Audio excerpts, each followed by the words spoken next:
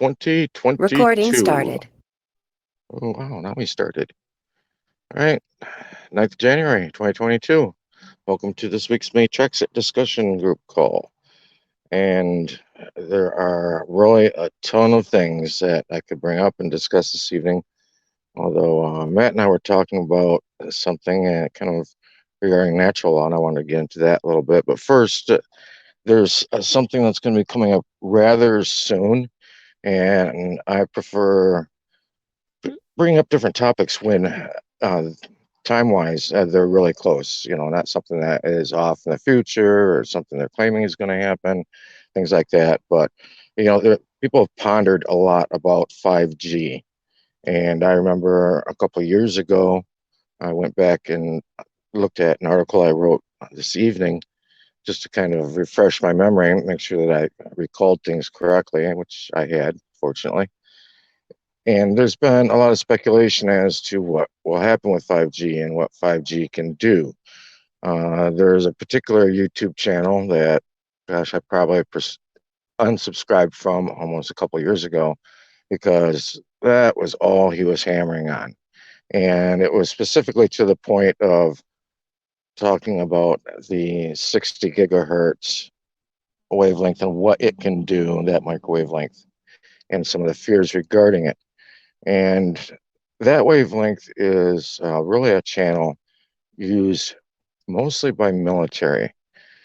Now, I think what people should be paying attention to, the way 5G works, okay, is that it's a broader band, and I think people are aware of that.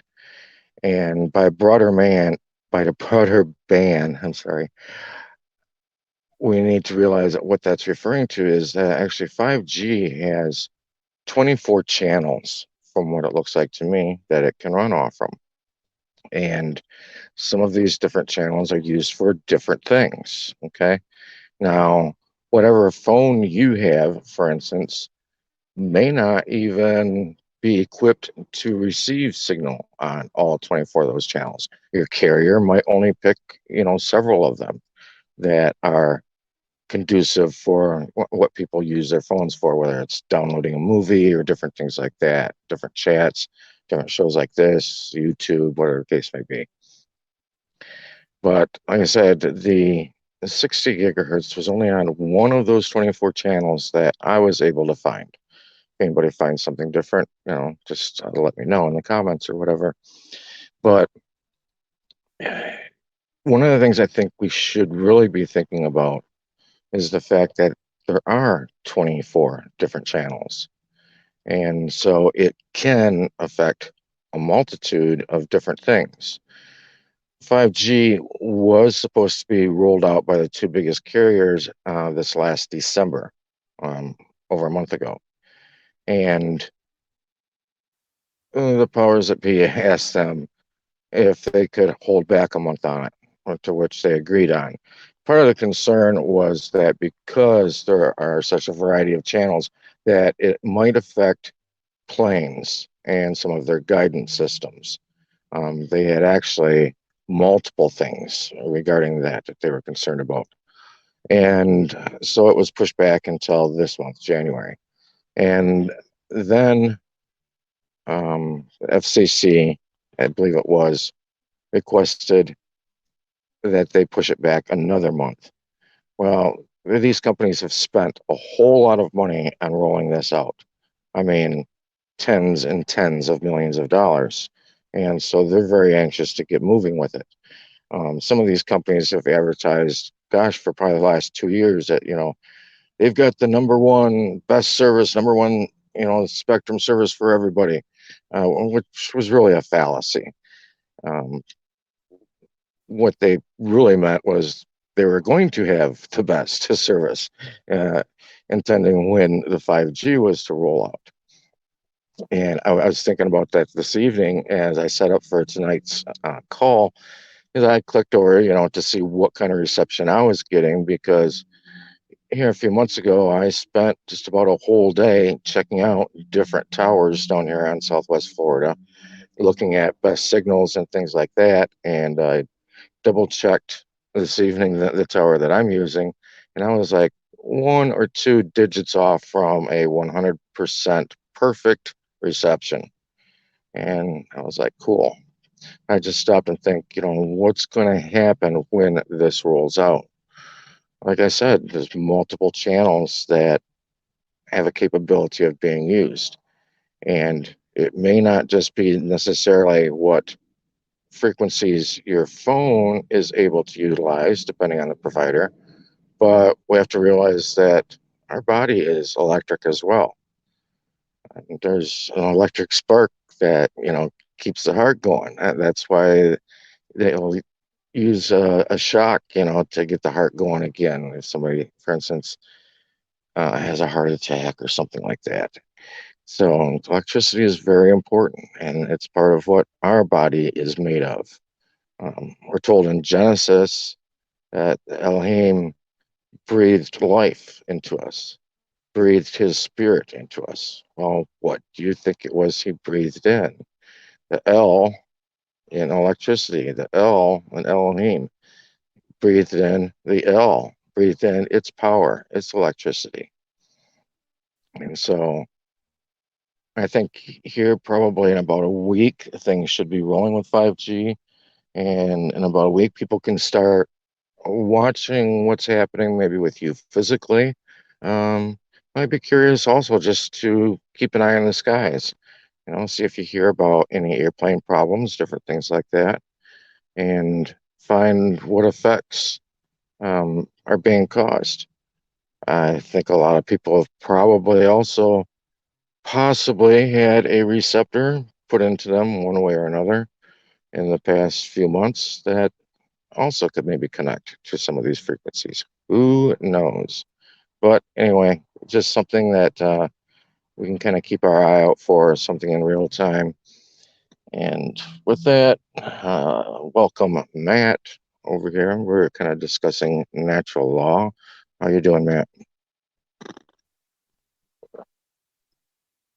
I had to unmute. I'm doing good, Brian. Thanks. Good, yeah. We're kind of talking natural law when we're talking about freedom of choice. And I know Mark Cassio pushes natural law quite a bit. And I've got a couple issues myself with natural law, but Matt had an interesting take on it. So go ahead, Matt. You think you can give me 1 minute? I just got to finish something up real quick. Absolutely. I'm listening though. And it's all, I guess I'll use this minute to bring up, one of the issues I have with natural law, because I've looked at some of the controllers and how they look at law, how they look at right and wrong, because a lot of them actually do follow natural law. And a lot of people see things, for instance, happen within the system and they're like, oh, that's evil. I mean, I hear that word evil all the time, or people use, oh, that's wrong of them, that different things like that.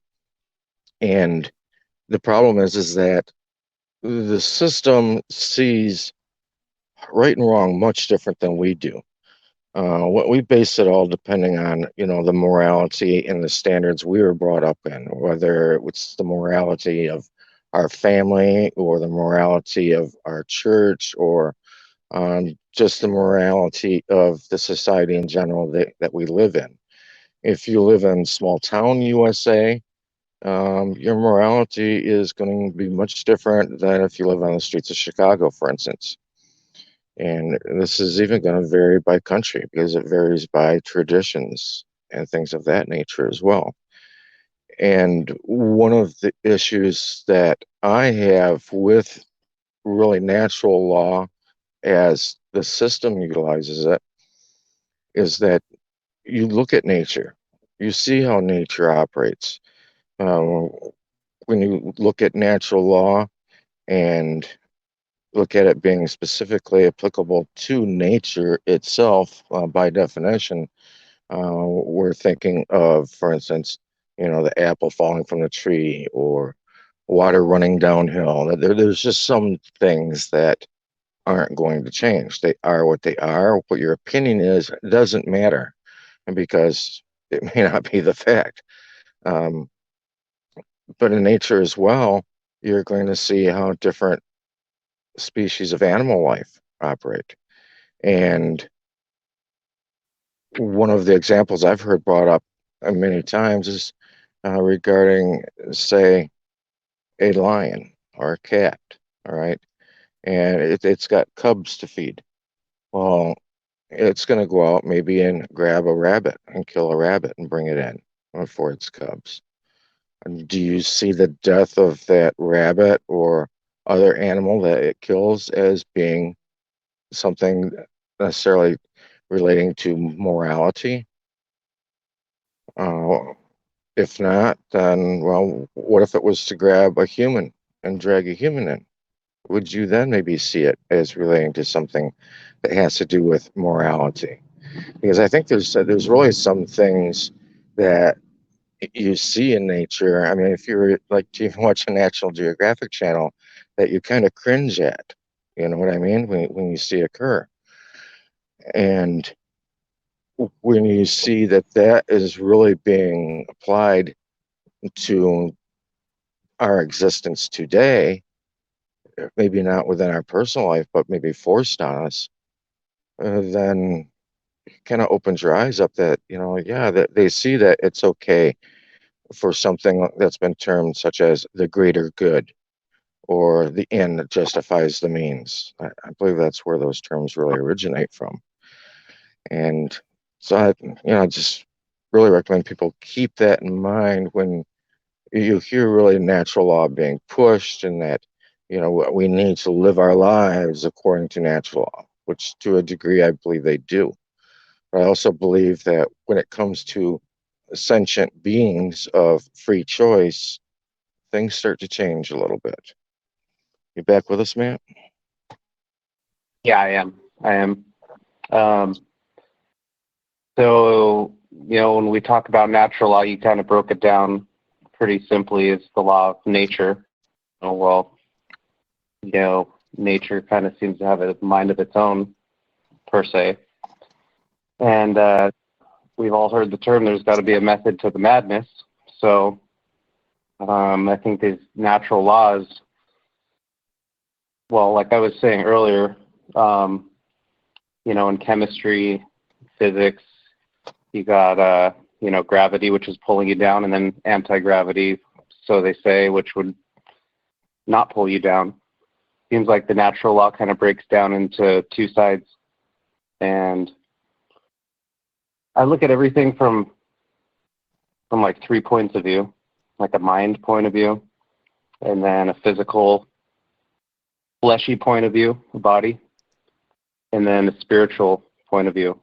And the way I see it is that the spirit has to go through the mind to interact with the body. And if any one of those don't line up, then we lack discernment.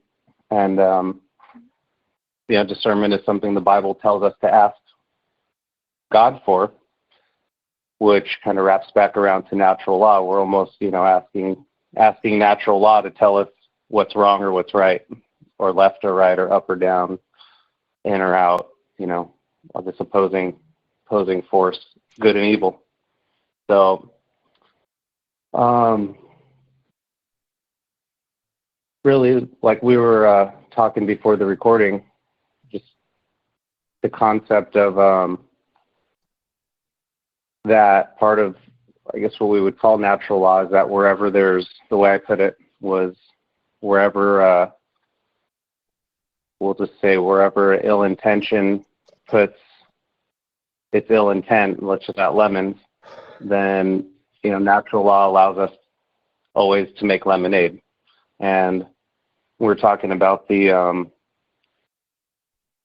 system, the adversarial system, the way it's, to me, it's pretty clear that there's a separation of church and state. One of them is man's law and one of them is God's law, which, would you say, Brian, that what I'm calling God's law is natural law? Would you say that's synonymous from your point of view? Yeah, I would think it's synonymous. However, I think that people have been taught, and I even blame the churches for this, that this natural law really hasn't been fully explained or shown to them. That the actual law of the Creator hasn't been instilled in people that well. And you look at things that have happened over time, how things progressed, and especially as of recent, and you see nothing but the spirit slowly being crushed or silenced or ignored. And so when you're talking about, the mind and the ability to reason, connecting through the spirit as far as making our decisions, well, when that spirit has been extinguished, then what are you left with? Well, the scriptures, talk about it's not a battle of flesh and blood. Well, first off, it clearly states that there's a battle from beginning to end. So that goes into that natural law principle that that it just has this opposing forces that are creating, everything in between, which is, I guess, the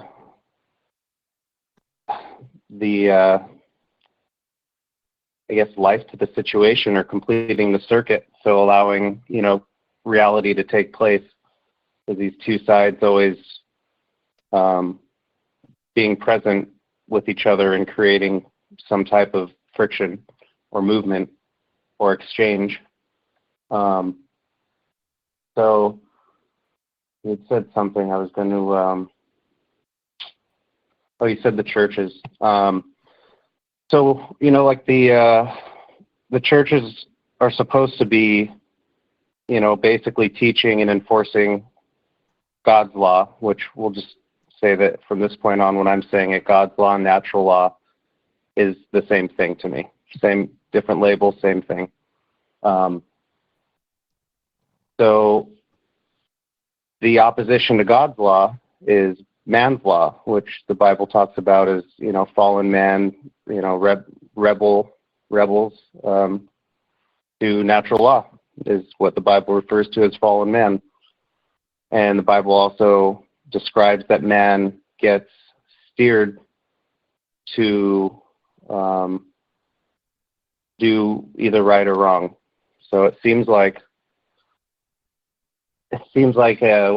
we're all heavily influenced in one way or another. I think most of us are pretty decent. We're pretty good, and we end up going through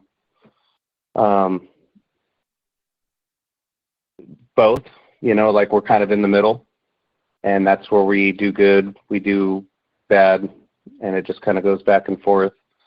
But then the Bible says to that, that God, the Creator, the natural law, prefers us to be either hot or cold, and lukewarm is despised of. It's extinguished. It's put out. It's pushed from the Creator, from natural law. So if natural law, if God prefers us to be either hot or cold, let's just say good or evil, but not in between, then that kind of reinforces that natural law concept of these opposing forces, because it's like they're necessary. It's law. It's mechanics to keep the reality going, like keeping the computer on. So we're required to, be either good or evil, but not both. And that's where you get into the concept of religion. Basically, setting principles for human beings to be able to distinguish between good and evil, or good and bad, or right and wrong. So you said the churches have a big part in this, and I personally think they're the main part in the deception, and that goes to, if you just take the Catholic point of view and the what we would call Christian point of view, the Christians can go straight to the source from themselves direct and the source can inhabit us directly, and that would be the ultimate usage of free will, which is one of those aspects of natural law that we kind of discussed before the recording, which I'll bring up. But you have Well, in the Catholic, natural law. you brought up Catholic though, but in the Catholic, you can't go directly to the source. Oh, that's what I was going to say, is that in the Christian, we'll call it faith or understanding, that you go straight to the source and the source goes straight to you. And that seems like the good side of natural law. That would be the church side of church and state. And that's what churches are supposed to be teaching, but they're also supposed to be, teaching a lot more of the mechanics behind it, and really pointing out the difference between what's right and wrong, not just comforting people for doing wrong all the time, which some do, but it's watered down. And, if you want to embrace something, you really got to, put your mind to it. So the Catholic mentality is that you got to go through a man to get to natural law, to get to God. And, that right there is, an obvious steering away from embracing that direct link. And you want to fill in a little bit? My mind's kind of racing, but I'll catch it up. No, that's fine. And I think a lot of what the churches have taught, I mean, you brought up the idea of man being basically good, or that you would hope that man in his heart is basically good. But I think a lot of what the churches have pushed is really the same idea that a lot of, the secular environment has pushed upon people, is the idea that, man is basically good, which really stems from humanism. In humanism, that is the teaching, that man is basically good at his core. However, if you go into scripture, and it's mostly touted by the wannabe apostle Paul, is that a man is carnal in his nature, which I believe Paul got that from the Trimesses Hermeticum, or the Corpus Hermeticum, which goes into detail on the carnal nature of man, which I would tend to agree with. I think man finds it easier, unfortunately, to do something harmful than helpful. Man has a tendency to destroy rather than build up. And I think that really goes to really that core of carnality, which is one of the things I've mentioned before, is, I laugh when people throw their hands up and freak out because they see, like, fraud within the system, whether it's with voting, or, somebody was stealing money out of a corporation, or, people that they've put their faith in, that they thought these were great people, and then they turn around and bite them in the back. And I laugh because you're putting your faith in man. And you've got that natural sense, evidently, in your heart that man is basically good at his core, or at least that's the hope. And then, so when you see that carnal nature of man be exposed in somebody, I don't know why people get so upset about it, because it really should be expected. And so people, shouldn't trip when they see different things happen within society that is not necessarily prudent or beneficial for society. It's normally things that ends up just being beneficial to one individual, or one family, or corporation, for instance. So to me, that should be naturally expected. You said it perfect right there, and that's what I was talking about with the and the scriptures talking about with hot or cold, is that natural law divides everything into basically what it calls in the Bible wheat and tares, or hot and cold, or good or evil. So the natural law has this pattern of separating, clashing, and distinguishing, two sides. And those two sides are considered a family, one family and another family. That sugar-coated nature of man that you were talking about, which I call New Age, I just call it New Age belief, because New Age seems to be would be the one world religion. You just call it New Age. It's everything and anything that is in the age that's new, which is this one, because the ages behind us were old. So this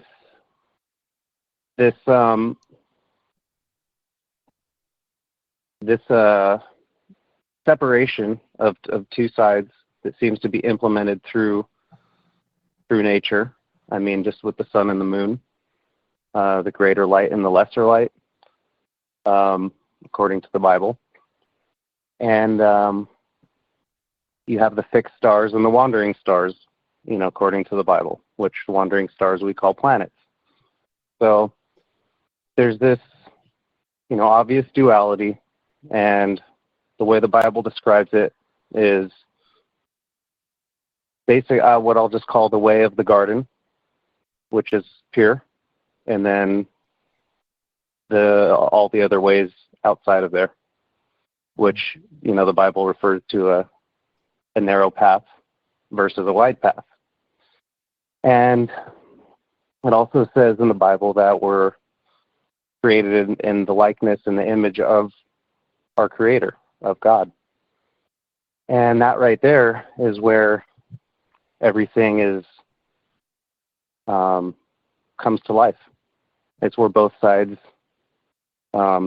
prove that they're each side, and that's where everything that it's like you have one country and another country, two sides, and then they go to war, and then that war is the product of those two forces. So,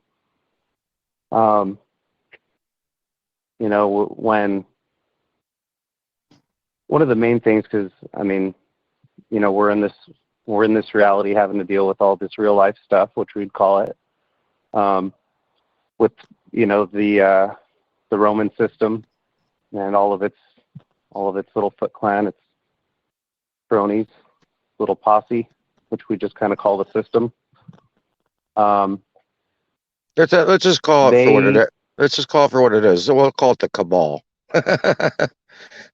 Oh yeah, there you go. And it basically is a choice to be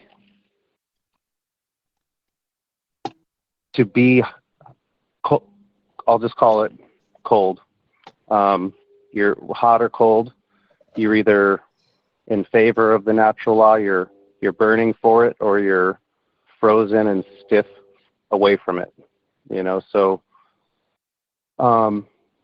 this adversarial infrastructure it knows about natural law. I mean, just as much as us truth seekers study to understand what's going on, so we can, achieve whatever is in our heart to achieve. Hopefully, it's in line with our design. Both sides, the hot and the cold, they know what they're fighting for, and it's actually kind of a comforting thought. But look at it from God's point of view, if that's possible, to the best of anyone's ability, is that when the lukewarms are what's discarded first, and then there's the separation between two sides, two families. And the opposition to God in a formal, systemized infrastructure is actually worshiping God. They're actually giving tribute and worshiping God by being the other family of the two. the first one, or what I would call the better one, being the purer one, the good one, the greater good. So this natural law gets everything to acknowledge it in one way or another, and the ones that choose to perpetuate, one side or the other, stand for one family or the other, good or evil, by their free will. I was saying that earlier, just pondering as to, why it's all set up like that. And I was telling Brian that, if I invented a hammer and I put that hammer into production, there's always going to be defective units in any mass production. So I kind of see it at this point in my life for now, unless it proves itself true. Then that's how I'll always see it. But as of right now, I see a sorting process that is, above us all, and we have this free will to, in the image and likeness of the Creator. So we're pretty unlimited as far as our potential goes. And I think that one of the things with the whole system as it exists is you have to, and this would sound like maybe a Hermeticum principle, but that there's a duality that exists, and we've got cause and effect. You've got good, you've got bad, you've got day, you've got night, positive, negative, uphill, downhill, which also exists in natural law. And I find, to me, something I find kind of fascinating is that it seems like the people that say maybe would lean towards a Christian perspective or something like that, or the conservative perspective, at the same time, they kind of get tricked into still participating in the game of the other side and never really, staying rather hot or cold. It keeps them lukewarm. You know what I mean? Right. By default, that's the worst position to be in. It seems like hot or cold is going to prosper in its hotness or its coldness, and lukewarm doesn't have much prospering. It's kind of like what we refer to as almost killing time. And a lot of the lukewarm that I witness, I'm in Southern California, Los Angeles area. So I'm in the pit of, one of the pits of it anyway. And I noticed that that lukewarmness is created, on purpose through a lot of propaganda, and it's really just what we call propaganda. It's misinformation, and that lukewarmness is really what the system would probably refer to them as useful idiots, because they don't care enough about either or to really have any movement, and their movement now consists of whatever the system provides, and that's that lukewarmness. They prove they're not going to be. They prove they're not going to be an obstacle. Right, and because of that, by default, like the scriptures would put it, if you're not for Christ, you're against Christ. Well, by default, those lukewarms are more likely to become hot, or let's say cold, bad. So that lukewarmness isn't neutral. It's not hot. It's not good.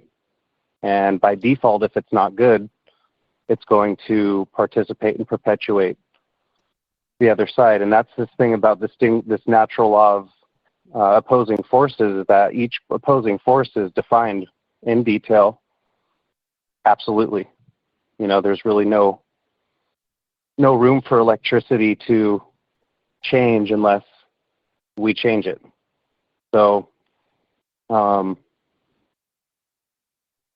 So basically, if I invented the hammer, put it into production, I need to have quality control. Need to make sure that I don't have too many defective units.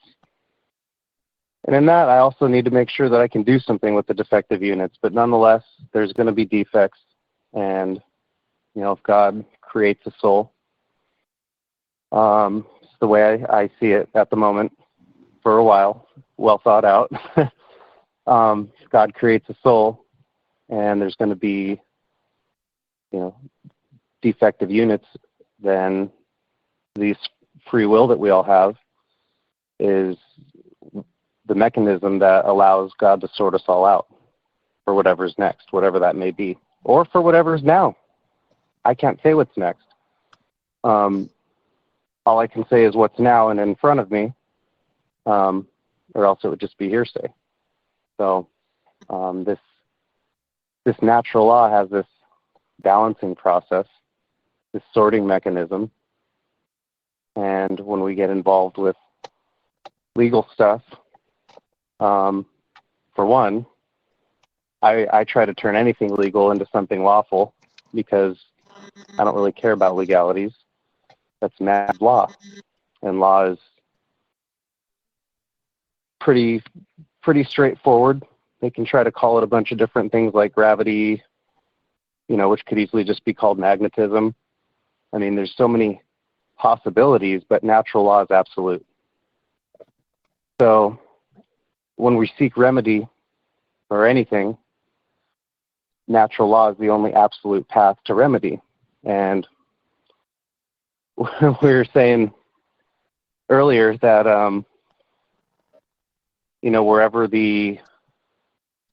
where part of natural law is wherever, an ill will is going to try to impose on a free will, it's not it.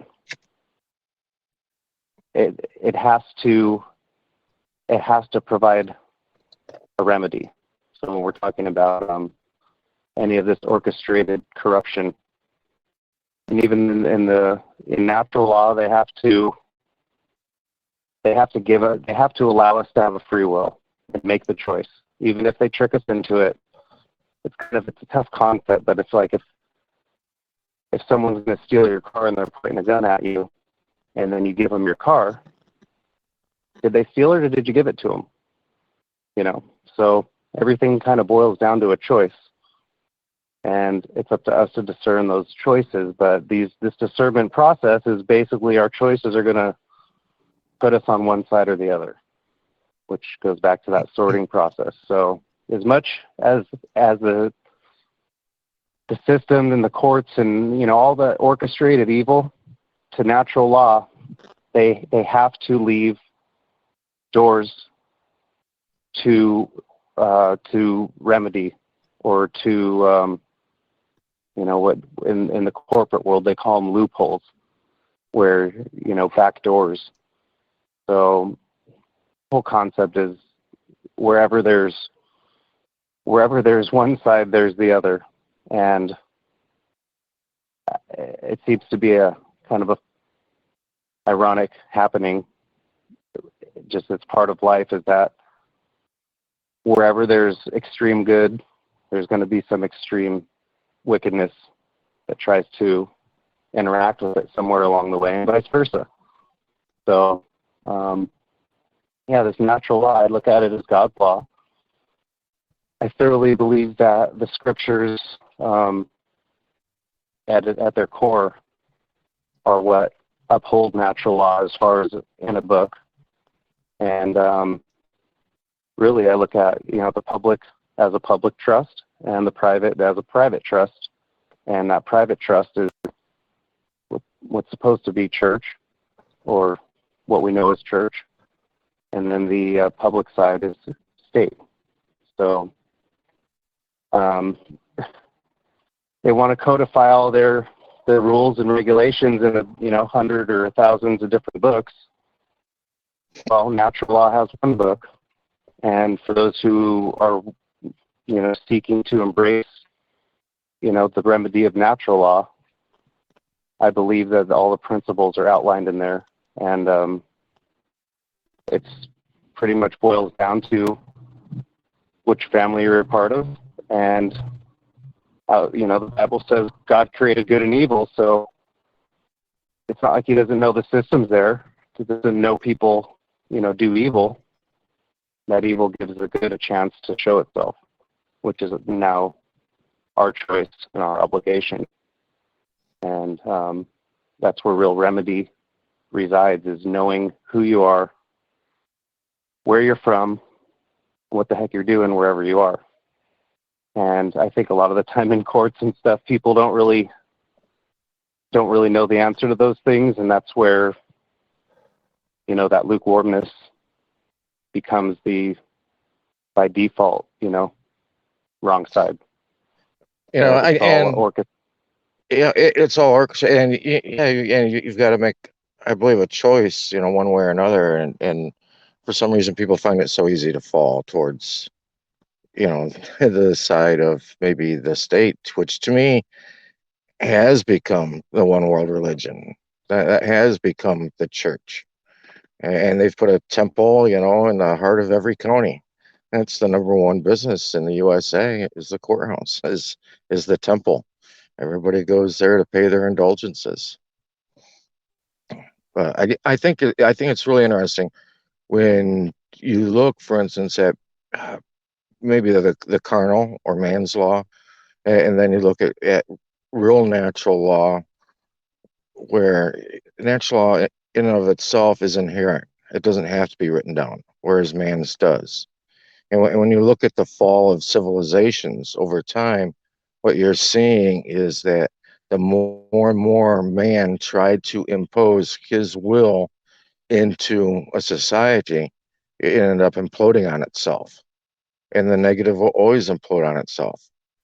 Whereas in natural law, if you look at, even say, at some of these cities that have been lost over time, and how fast they became overgrown, and how natural law took right back over again, and nature just ran its course. And even, for instance, if you see like a lightning strike, which you might see as maybe a bad thing, a lot of people think it is. They send out the fire department, get the fire put out. But I mean, you look at a lightning strike and a forest burns, and then you look at that forest several years later, and it's growing back greener and stronger. That carbon that was created from the fire has given nutrients to the soil. In fact, the American Indians used to go and do, sanctioned burns of areas. And they would burn down one section of land at a time every few years, so it would grow back, and to use that for their planting and their harvesting in the future, because they knew that it was actually going to benefit the land.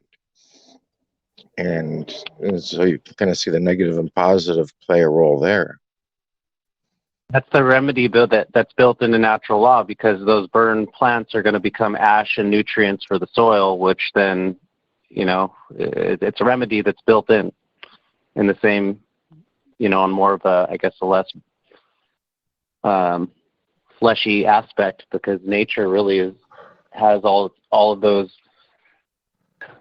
It doesn't have a free will to change what it does, and it's I think symbiotic. That's what makes it so. Yes, it does. That's what makes it so soothing to be in, and it has the perfect will by design, And then, of course, the adversary wants to try to change that up, so that's what we know as GMOs. I look at a cell phone tower. You're talking about 5G and stuff. You got towers, and they try to dress them up like trees. Trying to basically create this comfortable feel out of the corner of your eye, so you don't see some big, weaponry up in the sky. So, it just comes down to this discernment process of which side are you on, and that's not a religious thing. And I'm not saying by any means that God is every belief of God either. God seems to have put a lot of clues here to to kind of show details of its or his, preference. So that's where all the remedy resides, is in that natural law and understanding it, because nature's perfect. The other thing too that I think,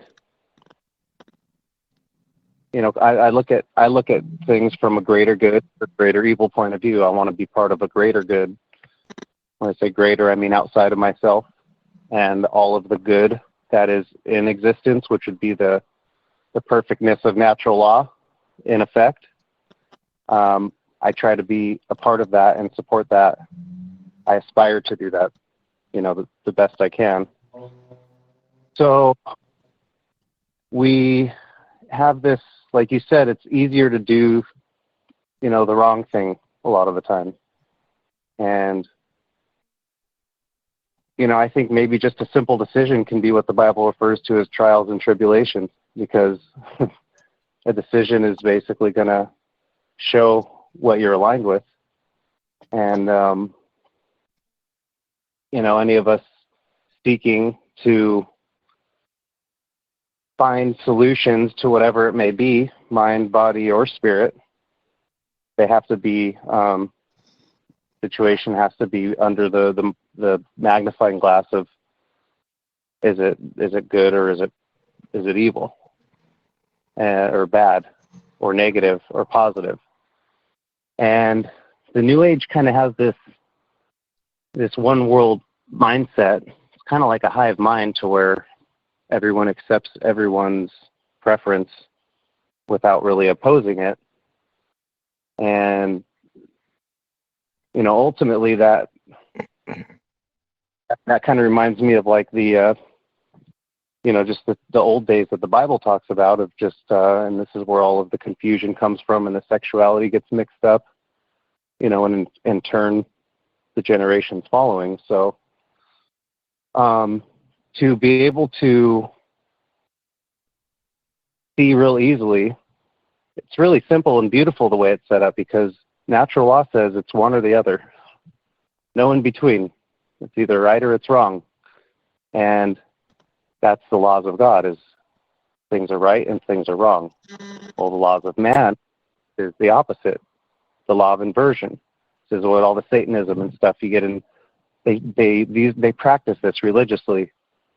Whatever they know God prefers, they will do the opposite, however possible, and however as loud as possible. So that's cliche of like, you get into these old rock bands and stuff, and like, just all these like 70s, 80s bands, and you got these upside down crosses, and it's just inversion. So natural law sets it up to be able to find the remedy within it. All you got to do is be able to see what side is active in front of you, and then you can then look for whatever is the opposite of what you're seeing is. So if you're looking at something wrong, that law that you said, or we call morals, you don't have to have them written, they're just inside all of us. Well, if you look at something, it either it's morally good or it's bad. And, that's built into all of us. So that basic connection gets watered down by, all of just the different tactics from the system and the media and, social media and all that stuff. But ultimately, if we really want to find remedy, all we got to do is look at something and realize that there's only two sides to be seeing, and then you choose, okay, I prefer this side or I prefer that. If you're on the natural law, what Bible calls, hot side of things, then you'll strive for the better option every time. And that's what I call the greater good, is people consciously discerning their choices to either perpetuate one side or the other. And, that's what remedy is choosing the right side, really. All right. the Well, way I see it. and a lot of people, I think, though, when they look at, choosing a side or whatever, and some people may say, oh, there really is no just one side or another, or that things are subjective. Um, People like to throw the word subjective around a lot, which, yeah, in a way I can comprehend that, because it might mean one thing to one person and something different to another. But to me, the best way to break down what things really are, you brought up the word evil. If you go into the Hebrew and you look up the word that was used for evil, and you look at the definitions for that word, one of the definitions in there is dysfunctional. And so when I say that, so much of what man is going to push and promote ends up imploding on itself, well, that's kind of where you're looking at that definition of evil from, is because it was not functional. What man normally does is only functional for man. And for instance, if you look at what the purpose of a corporation is, it's got two main purposes: one to get bigger, and the other to get wealthier. All right. Well, that's very functional, very good for the corporation, but is that really functional and good for the society as a whole and everybody else around it? Is it going to leave, a positive result on that society? And many times you see, no, it's not. So that can easily be deemed as evil because it's dysfunctional to the way things are supposed to operate. And so I think Right, that's kind right of a on. good thing for people to keep in the back of their mind. And that just the word corporation is a corpse. So a corpse is what we know as a corpse is the mainstream knowledge of what a corpse is a body with no life in it. So That's that's that's pushed. exactly what a That's corporation is. Well, that's pushed a lot. I don't look at a corporation as being derived from etymology, being derived from the word corpse. I see it derived from the word corp, which just means body. Well, It's a body of people who right. have agreed on something that they are going to do and work towards. Right, but what makes it, in legal terms, or I guess any terms, a corporation is a dead entity, and it needs life, and it's a body, right? That not necessarily a dead one, but it's a body, and every body, in order to be, used, has to have life in it. So and this goes into the, like a PMA, right, or Right. an LLC. You Yeah, want to those are ask for the body, those are all you know, artificial entities, not necessarily dead entities, but artificial entities. artificial, yeah, but the coming at it from a living perspective, that corporation, if there's no life backing it, it's dead. It's just there. It's just a tangible, piece of paper. So Legally, I it, don't see it that way.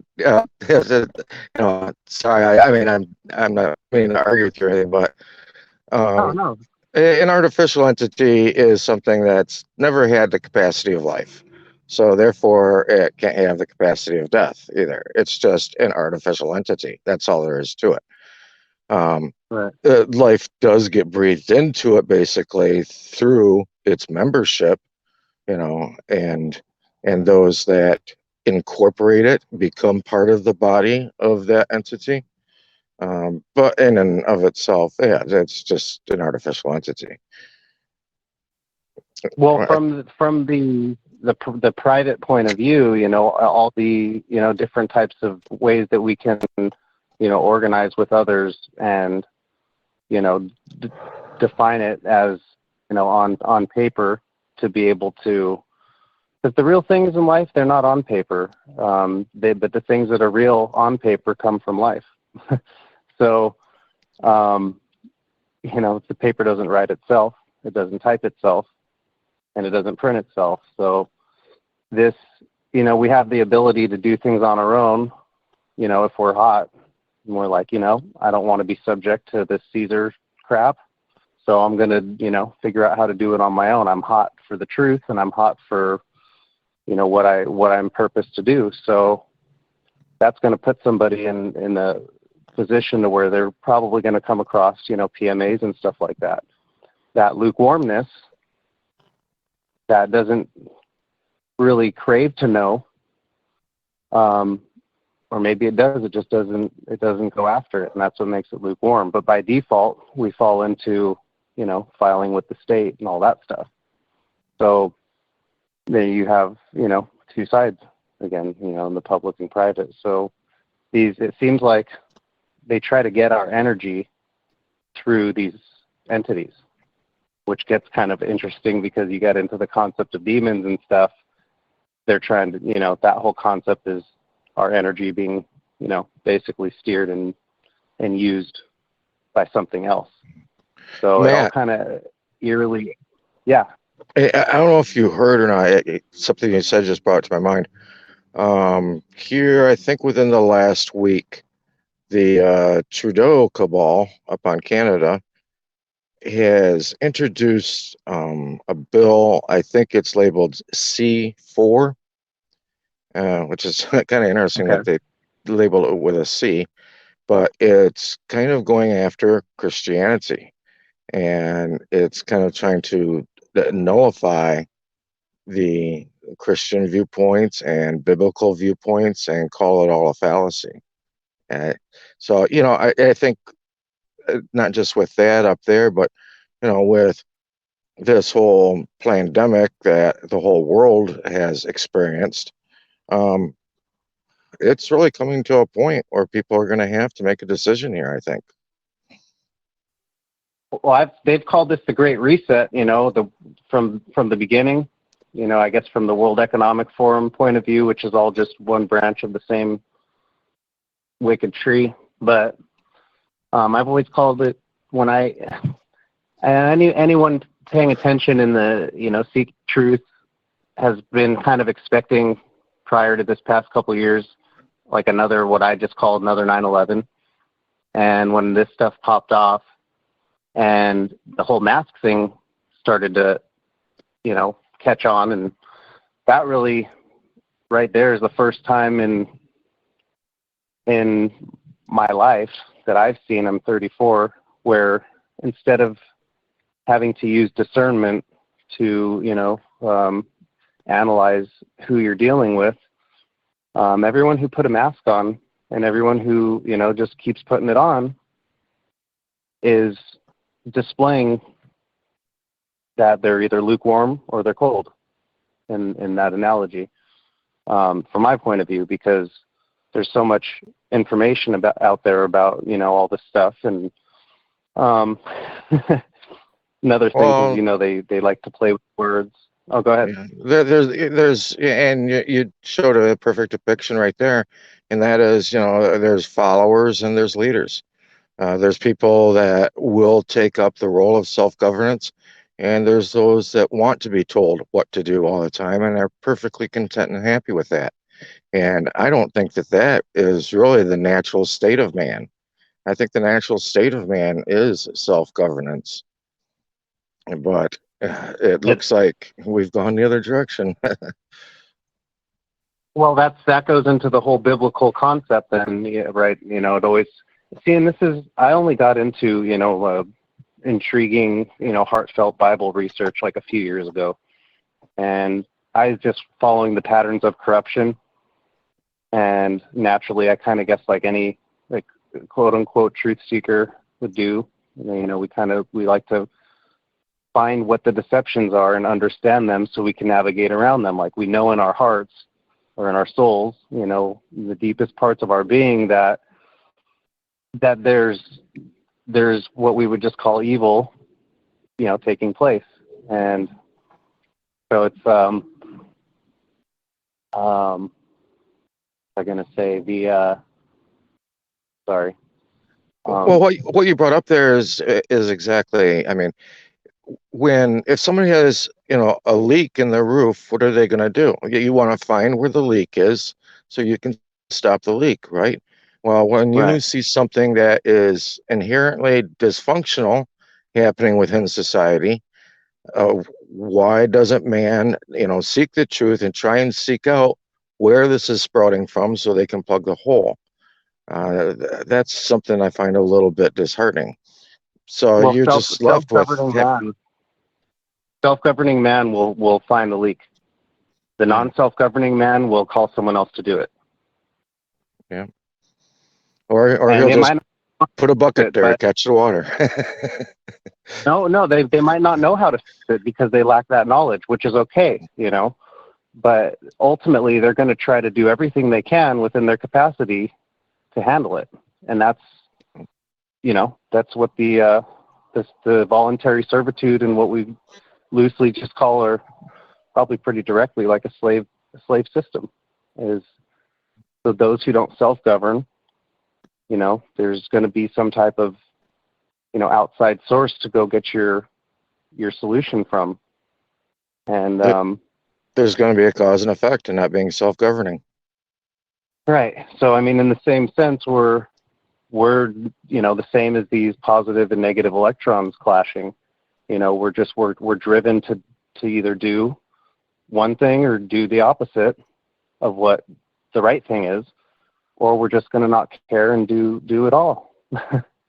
And that's where I think the church has really kind of watered it down and said, well, man is a sinner and he'll never be perfect, and that right there. Well, it does.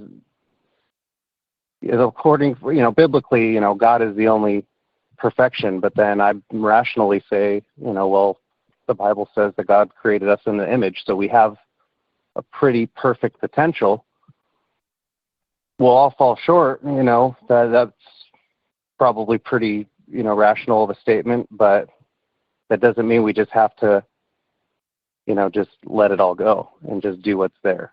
And that's where I think the Bible says you got the narrow path, and then you got the wide path, which leads to destruction. Well, the narrow path is being hot, and that wide path is 2/3 of that equation, because that's the lukewarms and the hots. It leads to destruction, because in a new age, way of saying it is that when you do evil, you build up bad karma, and it's always going to catch up with you. So I really think that it's probably like out of everything I said, the most important concept that I would want people to know is that, from what I can tell, all of the patterns of wickedness that I have observed and come across start to show similar patterns of their wickedness, and it always wraps around to that rebelling against God. And in the new age, being created in the image of God can either be accepted as that, with God as a principle, or you can lean on your own understanding, assume God's position, and become your own principle. And that's when remedy doesn't really happen easily, because you got to learn every code and statute to achieve it.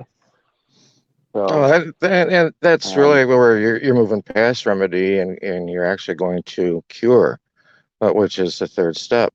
And it's interesting you brought up, wickedness, and especially with the things that are happening today. I keep bringing up, etymology in Hebrew, but if you look in Hebrew at the word, for instance, witch, which, stems from the word being wicked.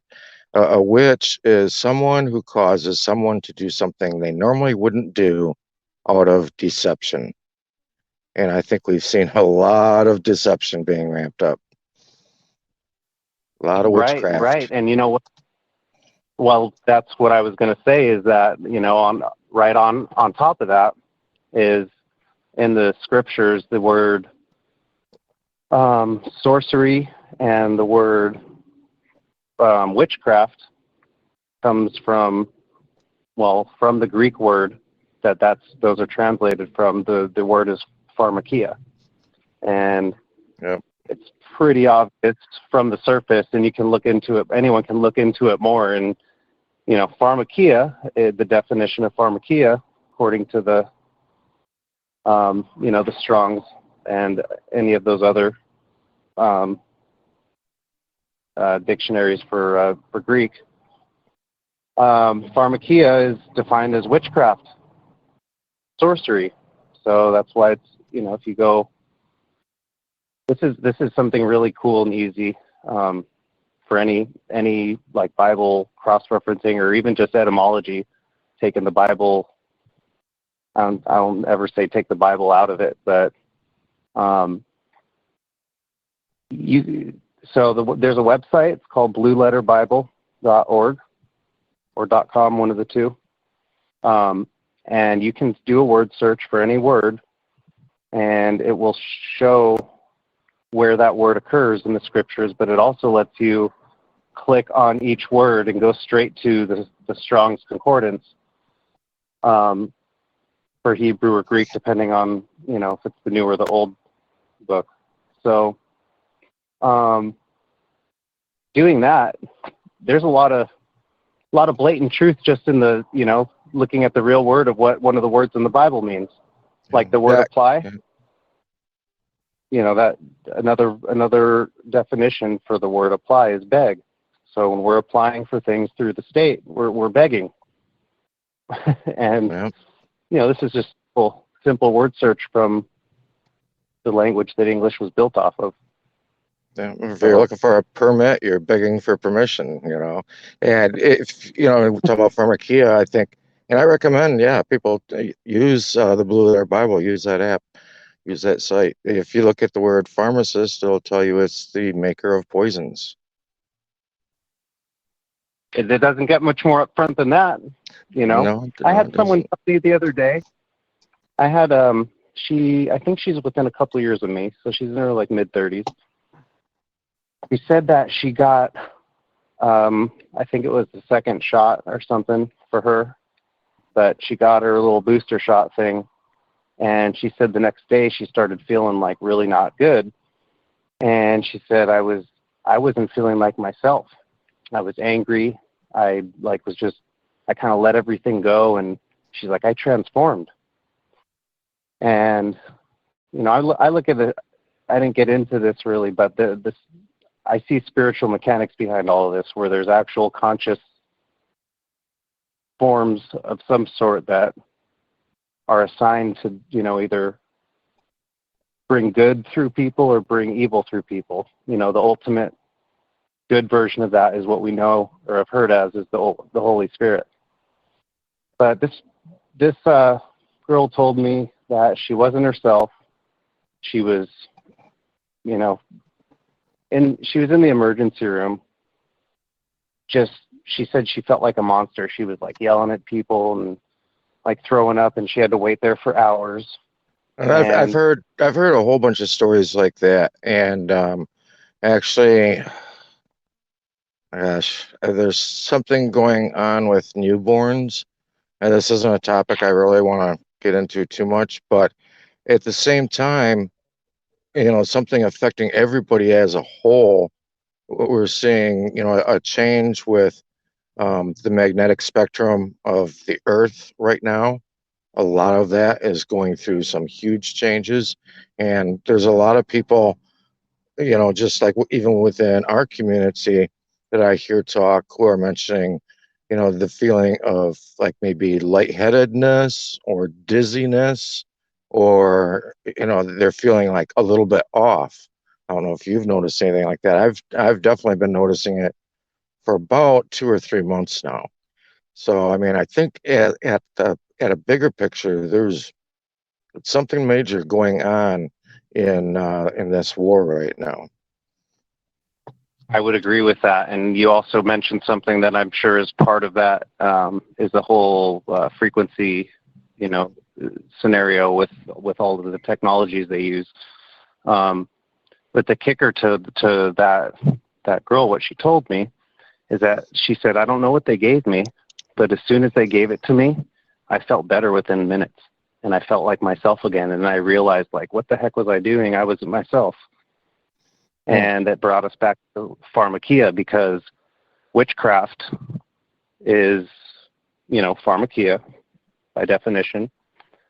Pharmakia is where, word pharmaceuticals and pharmacy comes from, which are basically, keeping pharmacy is a witchcraft or sorcery distribution center. A pharmacist is a prescriber of drugs by regular mainstream definition, which ultimately is, these concoctions. So what I see with this pharmakia is, some serious spiritual wickedness being put into people's bodies and changing their body chemistry to allow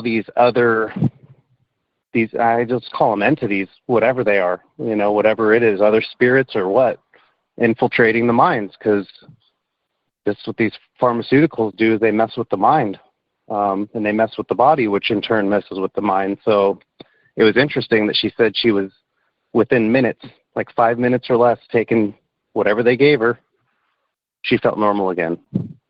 And the way I saw it was, she got this shot thing, had this demonic raging outburst. She's like, I wasn't myself. And I told her my perception on it, and she got the chills and was like, yeah, that's kind of creepy, and it makes a little too much sense. So that once they get this person inhabited with whatever, this ill energy form or force that just takes over the human, once they gave it their little witchcraft, it calmed down. So I just thought it was real weird. This was like 4 days ago, maybe 5 days ago. But it just wraps back around. This pharmakia is not just chemicals that mess our body up. These are like spiritual intrusion drugs that, get people's guard down spiritually, or and infected from the mind. More than it's far more than just a body chemistry thing. So it was just interesting. Well, I think this has been a good chat, and definitely leaves people with some knowledge that they can dwell on, and I recommend that to people. I think one of the things that's been pushed the most, especially the past probably 30 or 40 years, is for us not to be left alone with our own mind. And I think it's even to the point where some people are even afraid of it. In fact, I've known people that hate being alone. They cannot stand it. And if they are alone, they've got to have TVs blaring or radio blaring or something like that. And yeah, well, we're hitting around the hour mark, so this is good. Thanks, Matt. I appreciate the discussion this evening. Thank you, Brian. Appreciate the platform to just let my mind out a little bit. It gets pretty crowded in there sometimes. Well, and I think it's interesting too sometimes. If you find like-minded people around you, or even to talk to over the phone, that when you talk things out, new thoughts and ideas come to your mind, you know what I mean? And it helps you to cognitize. Yeah, that's why they want people social distancing and putting muzzles on, exactly for that reason. Yeah, absolutely. Because what you just described is what perpetuates and grows the spirit, and that's where all the power comes from, is that true part of us, and they're genuinely, from what I can tell, trying to shut it down as best they can, and it's creating a great divide. My dad calls it, he doesn't have the whole hardcore, truth-seeking mentality, but he likes to understand things, and he'll put a little effort into researching, and he calls it colonization. He's like, this is going to lead to colonization, and that goes right into the wheat and the tares, separating. So yeah, absolutely. Yeah, I think part of that story of the wheat and the tares that a lot of people miss also is because, even today in the past, 4 or 5 years, people in the U.S. expected something to happen, and a lot of the evil was going to get rooted out. The swamp would get drained, that kind of stuff. But I think they missed the part in the wheat and the tares where the farmer's told no, because he wants to go and pull the tares out, and he's told no, you wait until after the harvest. Otherwise, you're potentially going to rip out some of the wheat at the same time. And people today, it's been said, everybody hates Congress, but everybody loves their congressman. And so if you saw the evil actually get uprooted today, it's not that it might just pull out some of the wheat, but it's going to pull out some stuff that you thought was wheat. It would pull out things that the people thought was good. And I'll tell you what, if you ripped out all of the evil, for instance, out of the US, if it was all exterminated immediately, it would turn the population into a panic, because the things they had relied on and people they had relied on and systems they had believed in would be fully exposed for what it is. And I don't think people's mind would be able to handle it. No, we're too far into conditioning generationally. I mean, you try to tell somebody that taxes are voluntary, and they go right into defense mode. And it's them. So yeah, it's the programming, but that programming is amplified by a lack of connection to natural law or God, which wraps around to the whole point of the discussion. Even though it says right in the Code of Federal Regulations that taxes are voluntary. It's a voluntary system. It says it right there. But it's a. You know where that's at in there? I can give it to you later if you want. I don't have it like on the tip of my tongue right now, but I know I've got it. Yeah. No worries. I'll look into it a little bit, and it's just the programming so deep, and the only way to break that programming is to go deep inside, not to yourself, but to the source, and not to other worlds, not to to the source. And that's where remedy resides. Shoot me a message or a text right after this call, and I'll send it to you. Okay, appreciate that, Brian. Appreciate the chat. You got it, guys. And I'll tell you what, I'll probably upload this to YouTube, so anybody listening that wants to know, I'll try and throw it in the description box of the YouTube as well. Good deal. Right. Yeah, because that right there, I mean, people understood that things would kind of change pretty rapidly if everyone enforced that basic understanding. Yeah. I'll definitely start leading you in the correct direction of thinking anyway. Well, guys, I guess until next Sunday. Next Sunday is what, the 16th. Everybody have a wonderful week. And kind of like what Matt brought up earlier, you need to learn who you are, where you're from, and where you're really at. That's what it's all about. Thanks, Matt. Right on, brother. Good night, everyone. Good night, guys.